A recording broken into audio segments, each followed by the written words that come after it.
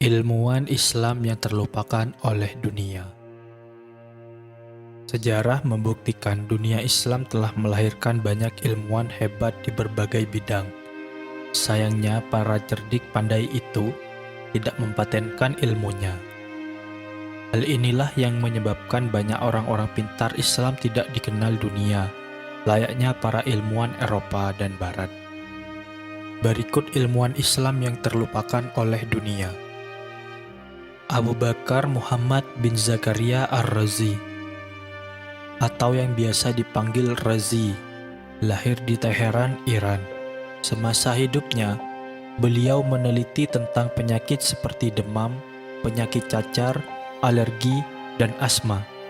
Selain itu, Razi merupakan orang pertama yang menulis tentang alergi dan imunologi. Di dunia barat, para ilmuwan lebih mengenalnya dengan nama Rhazes, yang merupakan seorang pakar sains yang berasal dari negara Iran, yang hidup di sekitar tahun 864 sampai 930 Masehi. Sejak usia muda, Razi telah mempelajari ilmu filsafat, kimia, matematika, dan kesusastraan. Dalam bidang kedokteran pula, beliau berguru pada Hunain bin Ishaq di Baghdad. Setelah dewasa, Razi dipercaya memimpin sebuah rumah sakit di Rai dan Muqtadari di Baghdad.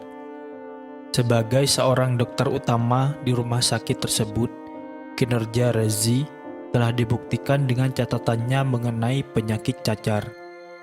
Ar-Razi diketahui sebagai seorang ilmuwan yang menemukan penyakit alergi, asma, dan imunologi. Pada salah satu tulisannya, beliau menjelaskan bahwa penyakit rinitis bisa terjangkit akibat mencium bunga mawar pada musim panas.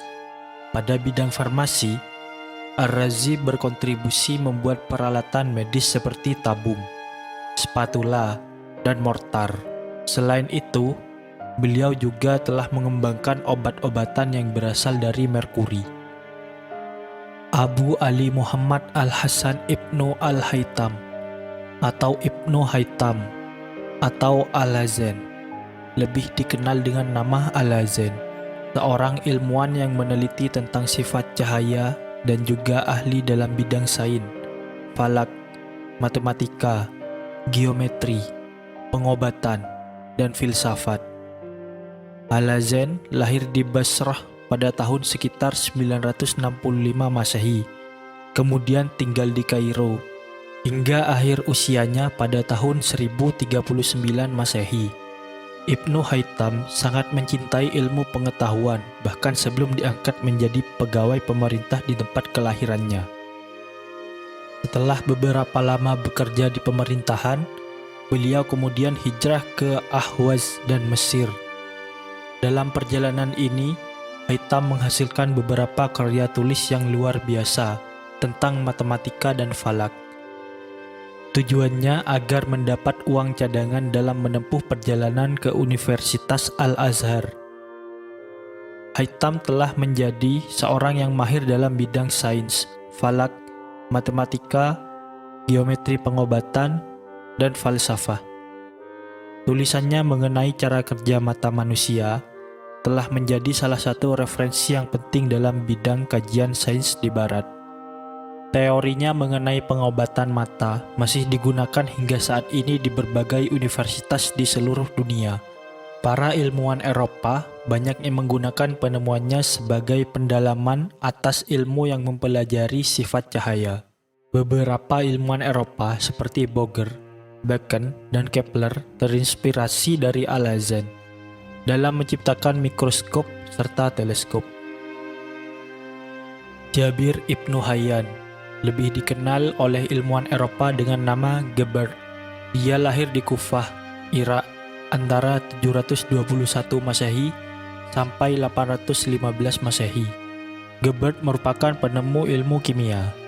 Ilmu kimia yang dipelajarinya bermula dari kajiannya terhadap Al-Quran dan berguru pada Barmaki Fizer, ilmuwan yang lahir pada masa pemerintahan Harun ar-Rasyid di Baghdad. Penelitiannya dalam bidang ilmu kimia berhasil dikembangkan secara sistematis melalui eksperimen tentang kuantitas zat yang berhubungan dengan reaksi kimia yang terjadi. Dengan berhasilnya eksperimen tersebut, Gebert dianggap mengawali rintisan tentang penemuan hukum perbandingan tetap terhadap reaksi kimia. Penemuannya tidak berhenti sampai di situ.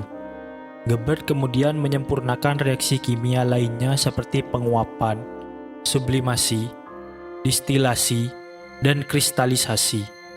Tidak heran jika banyak ilmuwan Eropa yang mempelajari ilmu tersebut sebagai rujukan terhadap sains khususnya kimia. Abu Yusuf Yakub Ibnu Ishaq Al-Hindi atau Al-Kindus. Al-Hindi adalah seorang ilmuwan Islam yang mengarang sekitar 270 buku tentang ensiklopedi. Beliau juga ahli matematika, fisika, kedokteran, musik, geografis, filsafat Arab, dan Yunani kuno. Selain itu, Al-Hindi juga seorang filsuf Muslim yang taat dan berdisiplin.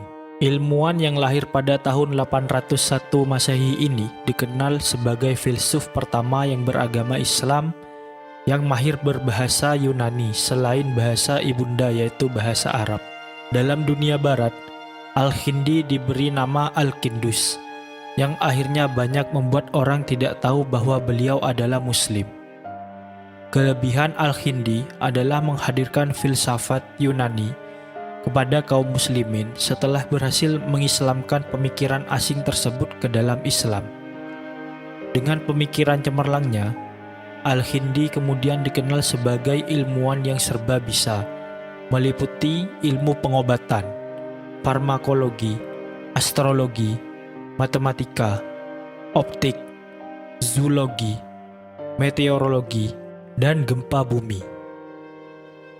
Abul Hakam Umar bin Abdirrahman bin Ahmad bin Ali Al-Kirmani. Tokoh ilmuwan Islam lainnya adalah Abdul Hakam Umar bin Abdirrahman bin Ahmad bin Ali Al-Kirmani atau yang biasa dipanggil Al-Kirmani. Banyak karyanya dalam bidang geometri dan logika.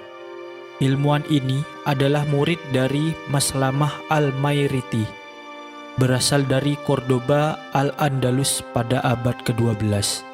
Seorang ilmuwan tidaklah dikenal jika tidak meninggalkan jejak berupa tulisan yang pada satu masa nanti akan menjadi referensi untuk ilmu yang berkembang pada masa yang akan datang. Hal ini juga terjadi pada Al-Karmani yang sangat memahami geometri serta jawaban atas pertanyaan tersulit mengenai ilmu tersebut. Pada masa menuntut ilmu, Al-Karmani pernah pindah ke Al-Jazirah yang terletak di Turki untuk lebih mendalami ilmu geometri dan kedokteran. Setelah itu, ia kembali ke kota kelahirannya Al-Andalus. Di sana beliau menjalani praktek kedokteran meliputi praktik bedah pasien seperti amputasi dan kauterisasi.